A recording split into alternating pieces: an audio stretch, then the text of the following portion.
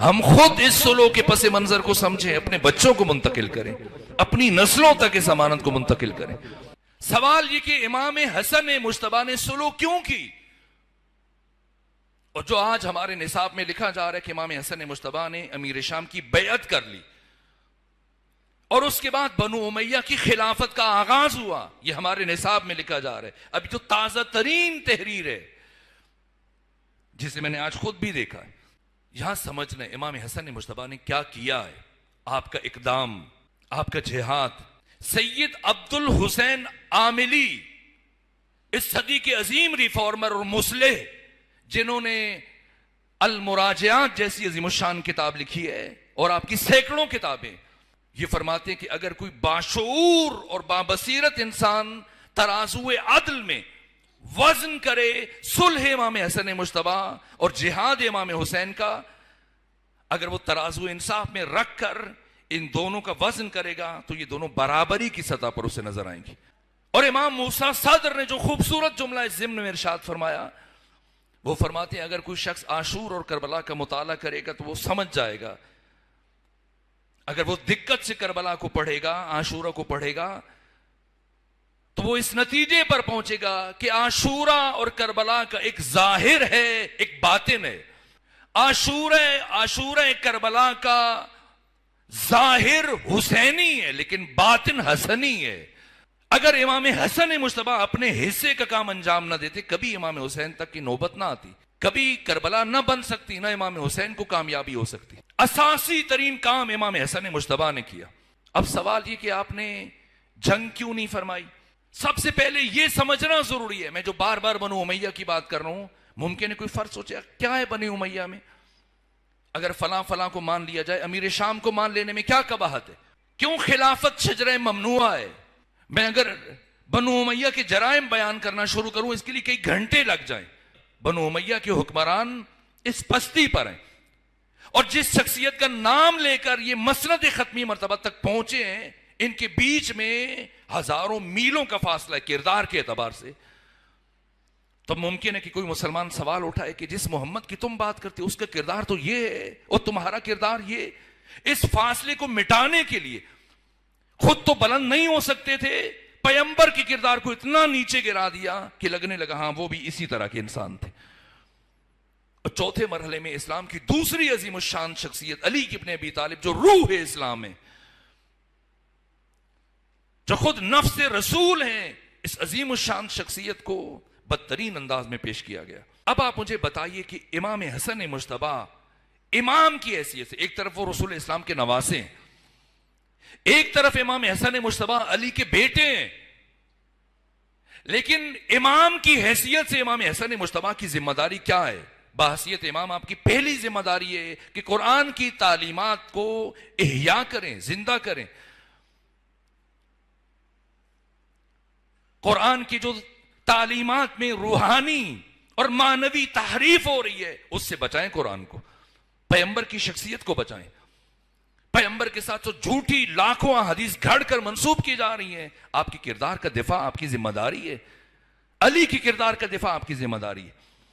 اس کا ایک راستہ یہ ہے کہ امام حسن مجتبی جنگ کریں، لیکن جنگ کی صورت میں یقینی طور پر شکست ہے، کوئی دوسرا راستہ نہیں، اس لیے کہ امیر شام کے پاس 1.5 لاکھ افراد ہیں اور وہ سب کے سب کمیٹڈ ہیں، سب کے سب ساتھ ہیں، پیچھے ہٹنے والے نہیں ہیں۔ آپ دیکھ لیں پچھلی جنگ میں، جنگ صفین میں، کیا کوئی ایک بھی پیچھے ہٹا ہے؟ نہیں، 1.5 لاکھ افراد، امام حسن مجتبی کے ساتھ ایک مختصر ترین لشکر، اور وہ بھی آپ نے مولا متقیان کے چچا زاد بھائی عبید اللہ ابن عباس کو جرنیل بنایا، اس خاطر کہ بصر ابن ارطات کہ جو امیر شام کا کمانڈر تھا، اس کے 2 خوبصورت بچوں کو بے دردی سے شہید کیا تھا کہ اگر حق و باطل کی جنگ سمجھ کے نہ صحیح اپنے بیٹوں کے کم از کم قاتل سے مصالحت نہیں کریں گے۔ لیکن کیا ہوا؟ 10 لاکھ درہم کے لالچ میں آئے، 5 لاکھ عبید اللہ ابن عباس نے مقام صعبات پر امیر شام کے ہاتھ سے وصول کیے، اور باقی 5 لاکھ کا وعدہ تھا جب تم کوفے اپنے ساتھیوں کے ساتھ پہنچ جاؤ گے وہاں پر تمہیں دے دیے جائیں گے۔ قریبی ترین فرد عبید اللہ ابن عباس یہ بک گیا، سرداروں کو خریدا جا رہا ہے۔ خوارج کا سردار شمر ابن ذلجوشن یہ بھی اندر سے امیر شام کے ساتھ مل چکا ہے۔ صرف ایک سردار ہے 20 سرداروں میں سے جس کا نام ہے قیس، سعد بن عبادہ کا بیٹا۔ سعد بن عبادہ جو سقیفہ بنی سعدہ میں مہاجرین کے مقابلے میں تھے، انصار کی نمائندگی کر رہے تھے، ان کا بیٹا قیس۔ سب سے پہلے جس فرد نے امام حسن مجتبیٰ کی بیعت کی یہ جناب قیس ہیں، اور آخر وقت تک جو شخصیت امام حسن مجتبیٰ کے وفادار رہے یہ جناب قیس ہیں۔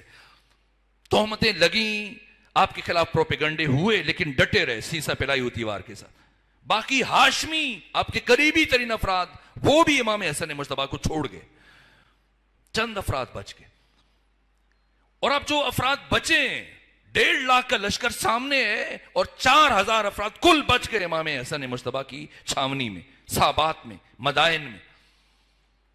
اور حالت یہ کہ 11 رکنی وفد آتا ہے امیر شام کا، ہر روز پہنچ جاتا ہے رات کے وقت، جن میں مغیرہ بھی ہیں، عامر ابن عاص بھی ہیں، دیگر افراد بھی شامل ہیں، اور آ کر امام حسن مجتبیٰ کے خیمے میں جاتے ہیں اور کچھ دیر بیٹھنے کے بعد مطالبہ کرتے ہیں کہ سلو کر لیجیے۔ حضرت فرماتے ہیں نہ، آخری وقت تک جنگ ہو۔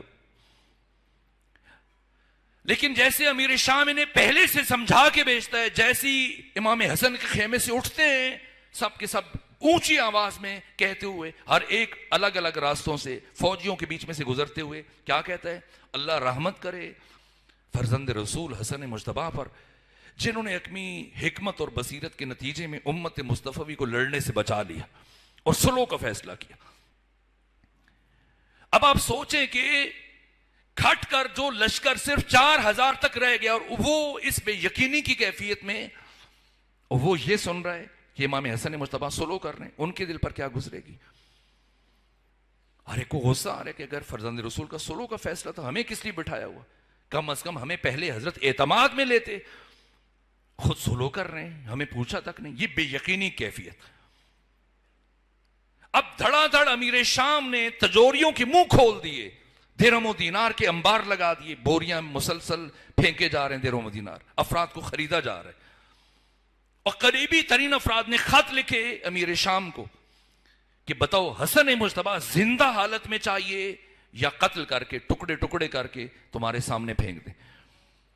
یہ خطوط امیر شام امام حسن کے پاس بھیجے کہ اب بتائیں، جب کہ آپ کے اپنے قریبی ساتھی وہ یہ ارادہ رکھتے ہیں، ان حالات میں بتائیں امام حسن مجتبیٰ کیا کریں؟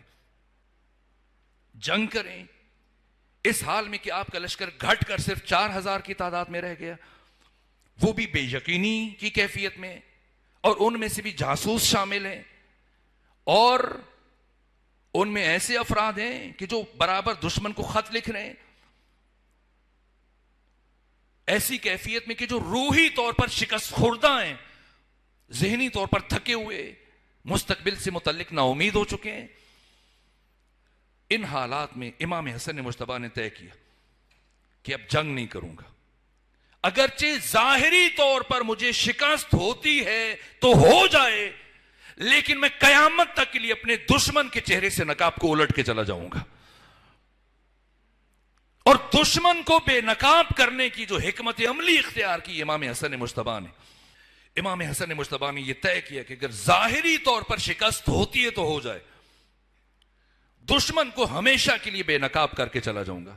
یزید کھلم کھلا اسلام کے اصولوں کی اور اسلام کی تعلیمات کی دھجیاں بکھیرتا تھا، ظاہراً بھی فاسق تھا، باطناً بھی فاسق تھا، سرعام شراب پیتا تھا، سوتیلی ماں کے ساتھ اس کے مراسم تھے، بیٹیوں کے ساتھ نکاح کو مباح سمجھتا تھا، محارم کے ساتھ آئے روز بدکاریاں، یہ شام میں اور باقی شہروں میں بھی اس کا کردار پھیل چکا تھا، صبح و شام دن رات شراب پیتا تھا، ابو القیس بندر رکھا ہوا تھا، یہاں تک کہ جب بعد میں اس کی موت ہوئی تھی اس کی حکومت کے زمانے میں، تو ابو القیس اس بندر کی موت پر پوری اسلامی دنیا میں 3 روزہ سوگ کا اعلان کیا گیا تھا۔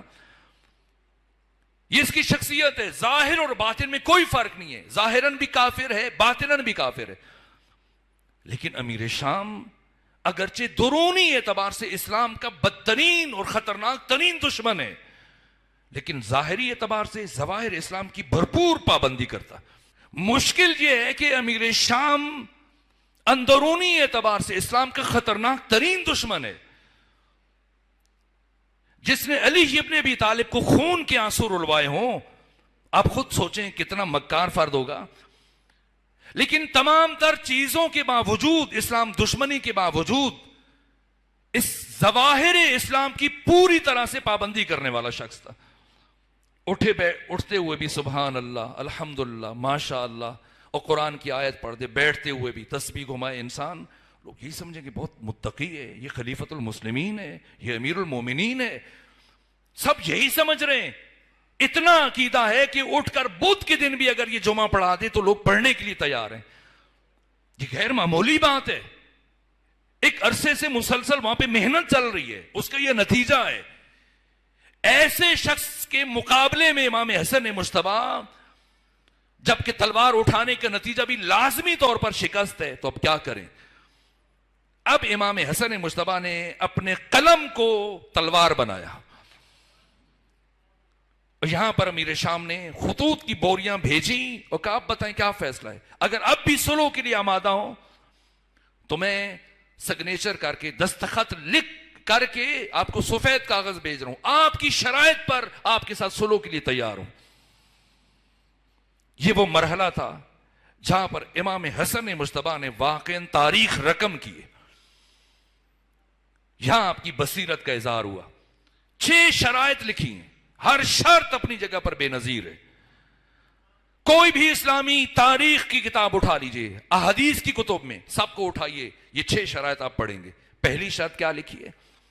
اہل ذوق اور اہل عرفان کے لیے اور اہل معرفت کے لیے بہت واضح. کیا لکھا؟ پہلی شرط کا امیر شام وعدہ کرو کہ اب کے بعد تم قرآن اور سنت کی مخالفت نہیں کرو گے اور کتاب خدا اور سنت رسول پر عمل کرو گے. یہ لکھ کر امام حسن نے اسے قرآن اور سنت کا باغی قرار دیا اور اب دعوت دے رہے کہ اب اس بغاوت سے باز اور عمل کرو، اس شرط پر حکومت لے لو. یہ بہت بڑی بات ہے. دوسری بات، مجھے آپ کے لاہور کا نہیں پتا، لیکن ہمارے اسلام آباد کی گلیوں میں مختلف دیواروں پر یہ نعرہ ہم نے بہت کثرت سے پڑھا ہے، علی اور فلاں بھائی بھائی. 1.5 لاکھ سے زیادہ صحابہ کو چھوڑ کر شام کے ایک فرد کو علی کے ساتھ منسوب کر کے یہ نعرہ لکھا گیا دیواروں پر، اور ہر سال لکھا جاتا ہے. اور محرم کے اور رمضان کے ایام میں، ماہ مبارک رمضان کے، اسلام آباد کی اکثر دیواروں پر علی اور فلاں بھائی بھائی. اب دوسری شرط لکھی امام حسن مجتبی نے، وعدہ کرو کہ جو اتنے سالوں سے تم میرے بابا علی ابن ابی طالب علیہ السلام کی کردار کشی کر رہے ہو اور ان پر لعن طعن کر رہے ہو اور ہر جمعے کے خطبے میں ان پر گالیاں دلواتے ہو، وعدہ کرو اب کے بعد ایسا نہیں کرو گے. تاکہ یہ بے جوڑ اور بے ربط نعرہ لگانے والا مسلمان کم از کم تاریخ کی کتابیں اٹھا کے دیکھ لے کہ جو مسلسل ساری زندگی علی ابن ابی طالب پر لعن طعن کرتا رہو، گالیاں دیتا رہو، اور کوئی بھائی بن سکتا ہے علی کا؟ کم از کم یہ شخص علی کا بھائی نہیں بن سکتا. اور دستخط لے کر اقرار جرم لیا امام حسن مجتبی نے خود دشمن سے. اور تیسری شرط، جنگ جمل، جنگ صفین، جنگ نہروان، جتنے ہمارے ساتھی اور اصحاب علی شہید ہوئے، ان کے بچوں کی کفالت کے لیے جو وظیفہ میرے بابا علی کی طرف سے جاتا تھا، ہر مہینے یہ رقم تم ہمیں دو گے اور ہم یہ وظیفہ اپنے ہاتھوں سے ان کی اولاد کو، ان کے یتیم بچوں کو اور ان کے گھروں تک ہم پہنچائیں گے. اور آخری شرط، جب تک تو زندہ ہے حکومت کر لے، لیکن تجھے اپنا ولی عہد منتخب کرنے کی اجازت نہیں ہے. اگر میں زندہ ہوا تو میں حکومت کروں گا، اور اگر میں زندہ نہ رہا تو میرا چھوٹا بھائی حسن حسین ابن علی حکومت کرے گا. یہ 6 شرائط لکھی اور سگنیچر پہلے سے موجود تھے. یہ سابات کے مقام پر یہ صلح نامہ منتقل ہوا اور اب لشکر شام عراق کی طرف چل پڑا. اور جیسی نخیلا میں لشکر شام اور لشکر کوفہ ایک دوسرے میں منظم ہو رہے تھے اور یہ لاکھوں افراد ایک جگہ پر اکٹھے ہوئے، ایسے میں پہلے امام حسن مجتبی نے خطاب کیا. اب وقت ختم ہو رہا ہے، میں بیان نہیں کر سکتا، شرمندہ ہوں. اور پھر امیر شام نے تقریر کی. اپنی تمام تر ذہانت، اپنی تمام تر فطانت کے باوجود، اپنی تمام تر سیاست اور چال بازی اور ہوشیاری کے باوجود امیر شام اس جلدی میں، فتح کے نشے میں مست ہو کر ایسی غلطی کر بیٹھا کہ بہت دیر بعد متوجہ ہوا. جیسے ہی ممبر پر آیا، فتح کے نشے میں سرشار، یہاں سے اس نے اپنی تقریر کی. کہا اے اہل کوفہ، اگر تم یہ سمجھ رہے تھے کہ میری جنگ دین کے لیے تھی، توحید کے لیے تھی، نماز روزہ کے لیے تھی، حج و زکوٰۃ کے لیے تھی، تو ہرگز ایسا نہیں. میری جنگ صرف اور صرف حکومت کے حصول کے لیے تھی، جسے میں نے حاصل کر لیا. اور جہاں تک ان 6 شرائط کا تعلق ہے جنہیں حسن نے لکھا، میں انہیں پھاڑ کر اپنے قدموں کے نیچے رکھنے لگا. امام حسن مجتبیٰ یہی چاہ رہے تھے کہ جس شخص نے اسلام کا ماسک اپنے چہرے پر سجا رکھا ہے اور ہر انسان اسے اسلام کا ریپریزنٹیٹیو اور نمائندہ سمجھ رہا ہے، میں یہ ماسک اس کے چہرے سے اتار کے پھینک دوں. اور خود دشمن کے خلاف ایک ایسا جاسوس پیدا کیا کہ خود اس نے امیر شام کو اندر سے نابود کر دیا. اور یزید امیر شام نے اپنے ہاتھ سے اپنی ہلاکت کا سامان کیا. اپنی تمام تر تیزی اور ہوشیاری کے باوجود نہیں سمجھ سکا کہ اتنی جلدی میں کیا کر رہے. جیسے اس نے یہ اعلان کیا، اہل کوفہ سب ایک دوسرے کی طرف دیکھ رہے تھے، اہل شام ایک دوسرے کی طرف دیکھ رہے تھے، اس لیے کہ بہت ساروں کی نگاہوں میں یہ مقدس بت ٹوٹ کر پاش پاش ہو چکا تھا. اور امیر شام اس جلدی میں نہیں سمجھ سکا کہ کس طرح سے اتنی جلدی اپنے ہاتھ سے کیسے اس نے نقاب اتار کے پھینک دیا. اب تک جس سے متعلق قداست کا پہلو دیکھا جاتا تھا، اب سب کے سب دوست دشمن اپنے بیگانے امیر شام کی حقیقت سے باخبر ہو چکے تھے. امام حسن مجتبیٰ یہی چاہ رہے تھے. اس طرح سے دشمن کے چہرے سے نقاب کو الٹا ہے، ورنہ آج خلفائے راشدین کی فہرست کافی لمبی ہوتی اور وہ علی یا امام حسن مجتبیٰ پر پہنچ کر رکتی نہیں، بلکہ پھر اس کے بعد آپ بنو امیہ کے ناموں کو بھی خلفائے راشدین میں گن رہے ہوتے، جن میں امیر شام بھی آ جاتا اور اس کے بعد اس کا بیٹا یزید بھی آ جاتا اور مروان بن حکم بھی آ جاتا اور عبد الملک بن مروان بھی آ جاتا اور پھر متوکل اور پھر باقی سارے بھی آ جاتے. یہ کون سی ہستی ہے کہ جس نے خلافت کو ملوکیت سے ہمیشہ کے لیے الگ کر دیا؟ اس ہستی کا نام امام حسن مجتبیٰ ہے. امام حسن مجتبیٰ نے امیر شام کو اپنوں کی نگاہوں میں گرا دیا. یہ وہ تاریخی حقیقت ہے. اپنے قلم سے وہ کام لیا کہ تلوار اٹھا کر وہ کام نہیں لیا جا سکتا تھا. یوں رسوا کیا کہ آج اب مصر کی بڑی بڑی شخصیتیں، حتیٰ سعودی عرب سے یہ آوازیں اٹھ رہی ہیں، اسلامی دنیا کے مختلف شہروں سے. عبد الفتاح، عبد المقصود، اتنا بڑا عالم معاصر اہل مصر، ابو العلا مودودی، سب خلافت و ملوکیت لکھ کر کیا اعلان کر رہے ہیں کہ خلافت امیر بنو امیہ سے پہلے تھی. بنو امیہ نے آ کر خلافت کو ملوکیت میں بدل دیا ہے. کس نے بتایا؟ حسن مجتبیٰ نے بتایا. یہ حسن مجتبیٰ کی شخصیت. اور پھر 8.5 سال زندہ رہے، 8.5 سال زندہ رہے، اور 8.5 سالوں میں ایک لمحے کے لیے بھی امیر شام سے کمپرومائز نہیں کیا. وقت ختم ہو چکا ہے، وہ سینے میں سکت بھی نہیں. لیکن 2 جملے اور عرض کرنا چاہتا ہوں. کوئی یہ نہ سمجھے کہ شاید کمزور شخصیت تھی امام حسن مجتبیٰ کی. اگرچہ اس نے ان شرائط کو پھاڑ کر اپنے قدموں کے نیچے رکھ دیا تھا، لیکن امام حسن مجتبیٰ نے کہا تم نے وعدہ کیا تھا اور دستخط کیے تھے، اس لیے میں اپنی زندگی پر ہر حال میں ان شرائط پر تمہیں عمل پیرا رکھوں گا. اس لیے وظیفہ بھی لیتے تھے. اس لیے چند مرتبہ جب اس کا کاروان بیت المال کا گزرتا تھا، آپ نے وہ وصول کر لیا، کہا یہ بیت المال ہے، یہ مسلمانوں کا حصہ، یہ حق ہے، اور اسے غربا میں اور شہیدوں کے بچوں میں تقسیم کیا. اور ہمیشہ سرعام مخالفت کی. کوئی یہ نہ سمجھے کہ شاید صلح بیعت کا سوال نہیں. یہاں تک کہ 44 ہجری میں جب یزید کی بیعت کے لیے امیر شام مکہ سے مدینہ آیا اور درہم و دینار کی تھیلیاں تقسیم ہو رہی ہیں، تب اس موقع پر وہ تاریخی مناظرہ ہے جسے اب میں بیان نہیں کر سکتا، وقت ختم ہوا. امام حسین نے کیا گفتگو کی، امام حسن مجتبیٰ نے کیا گفتگو کی، یہاں تک کہ نخیلہ میں جب امام حسین نے اجازت مانگی، بھیا مجھے اجازت دیں کہ میں امیر شام کی گستاخی کا جواب دوں. اس کے بعد امیر شام نے مولا متقیان کی شخصیت کے بارے میں توہین کی تھی اور امام حسن کے بارے میں توہین کی تھی اور مولا پر وہیں پر سب اور لان کی تھی اسی محفل میں. لیکن امام حسن نے فرمایا حسین تم رکو، میں خود جواب دوں گا. اور جیسے امیر شام ممبر سے اترا، خود امام حسن مجتبیٰ ممبر پر تشریف